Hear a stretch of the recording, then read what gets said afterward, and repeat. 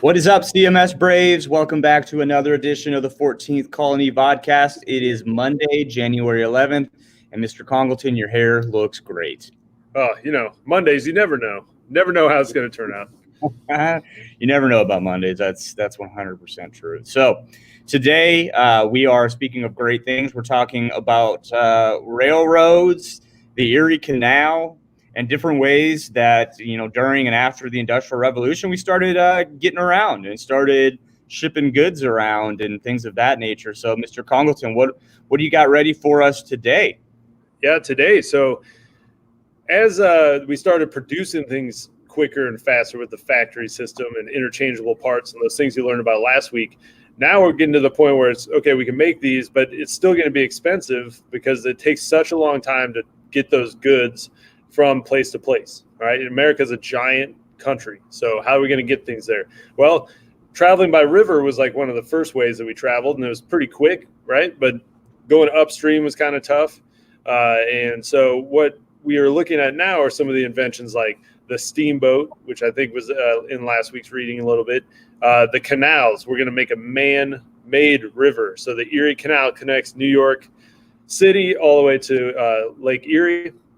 And so what's the effect going to be, right? Goods are going to be way cheaper.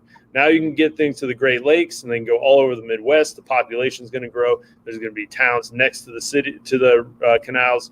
So that's pretty cool. So learn about that. Learn about how locks work. So if you are building a river and it's going upstream, you got these things called locks. So the boat goes in and then the gates shut in front and behind, and then it raises as the water goes up, and then it keeps on going. So there's some interesting videos of that. If you're familiar with the Erie Canal at all, it might be because of a famous song as well, Low Bridge, Everybody Down. So we're going to listen to the boss, Bruce Springsteen. He's got a song, played his version of this famous folk song. All right, so there's a couple videos, there's a reading. Get those down, right? Get some notes. Now, your job is to look at every single resource. So if it's a 7-minute video, watch all 7 minutes. Make a couple notes. What are you noticing? What are some facts that kind of stand out to you?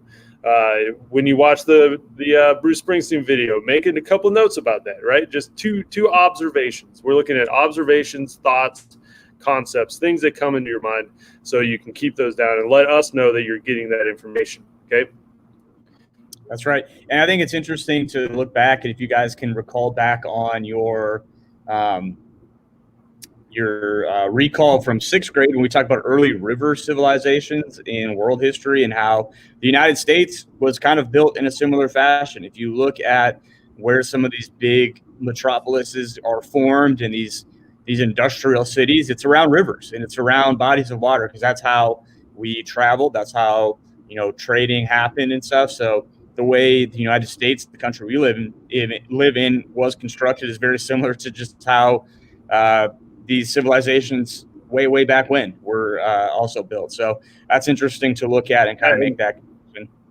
Talk about great cities like our own Bonner Springs and Edwardsville, right? What are we next to? The Kansas River, okay? And what's next to the river? A railroad, okay? So you got all these things connected because of the way it started out, all right? So formulate those ideas and connect the dots there. Good stuff. All right, guys, that's it for us today. Thank you for joining. And as always, be excellent to each other.